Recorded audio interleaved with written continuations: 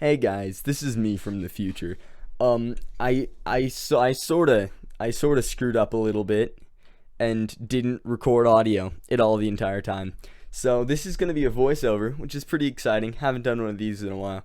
But at the moment, all you see is a frozen screen of a motherboard or some funny photo of me speaking that I won't do because that's a lot of effort. Um, yeah, but right here is my motherboard. I'm going to be explaining for a second here that this motherboard isn't that valuable. It has an i5 in it, so if I screw it up, like basically it's not the most expensive thing, and that's why I'm being so reckless with it. So I'm essentially just telling you guys not to be reckless with your motherboards. I'm sort of just waving my hands around at this point. Then I sort of shake it, give it a little shake and bake. Then I think I'm now just poking it maybe yet. No, I'm not. Just give it a second longer. I think I'll start poking it with the screwdriver in a moment. So here I'm about, no, okay. Yeah, just give me a sec. I'll figure it out eventually. I'm pointing at the RAM slots, fun fact. Now I'm pointing at the fan. Oh, yeah, I was trying to tell you guys that the point of this intake fan on top of the, what's it called, Parker? CPU No, the thing on top of that. on top of the intake fan. No, Heatsink. heatsink. Yeah.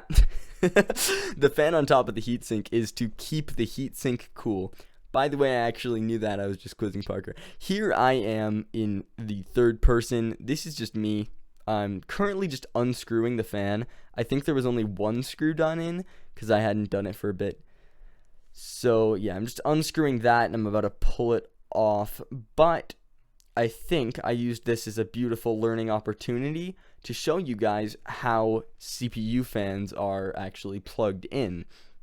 So as you guys may be able to notice here, there should be, okay, I'm sort of blocking it. On the plug, there's this like two little notches at the top, and they're 4 pins. So essentially somewhere, I think I'm not blocking it, no, I'm fine. There'll be 4 pins with a little notch. Oh no, I'm blocking it. There'll be 4 pins with a little notch, and on that notch, like beneath it, it'll say CPU fan 1 or something like that. And essentially there will be like a slot to slide the notch in 4 pins, like beneath that slot, and essentially just plug it in there.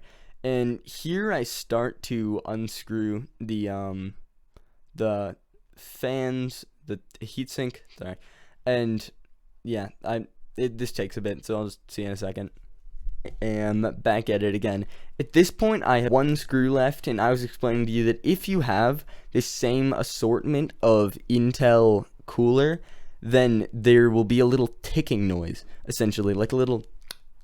I think it's somewhat like that. It's like the Yeah, it's like the thread threads scraping against each other. It's just a little tick occasionally when you're unscrewing it, but you'll hear that as it's like done to be pulled off.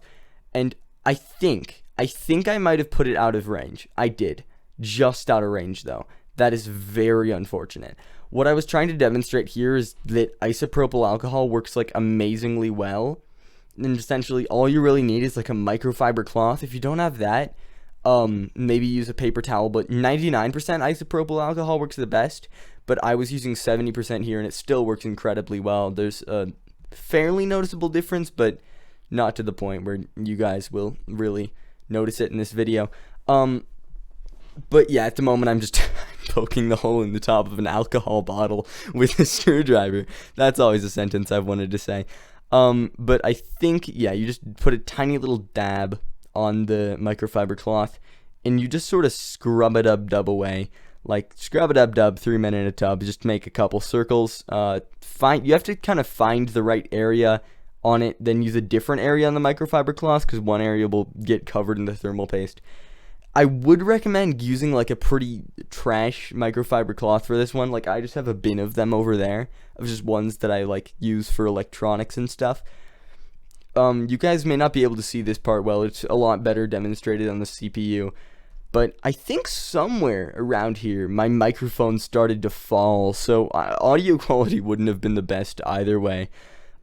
So yeah, no, I'm sort of just scrubbing it away, and I should show it to the camera pretty soon here. You can sort of see it there, but you can see it a lot better on the processor. But yeah, let me just explain some base things about PCs while we're waiting.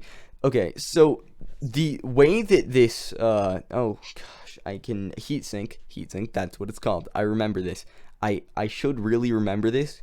I just don't use one. I use an all-in-one. There are multiple different types of cooling units for PCs. There's water cooling, which is the hardest to set up, but the most efficient way of cooling.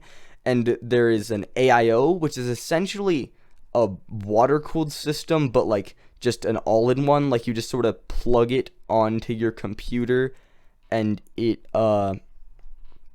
cools it. Like it's like it's more like a heatsink, but it's like water cooled essentially. It's a water cooled heatsink. It's two fans on a radiator leading cooling water that leads to the processor. It's simplified water cooling.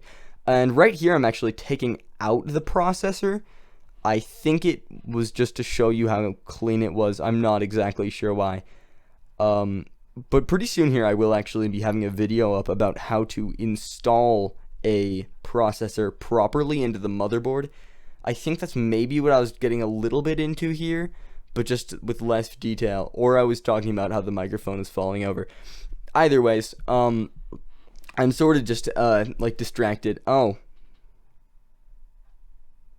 Well, no, I was talking about the end of the video. Oh. That's minorly unfortunate. Yeah, okay. Bye, I guess.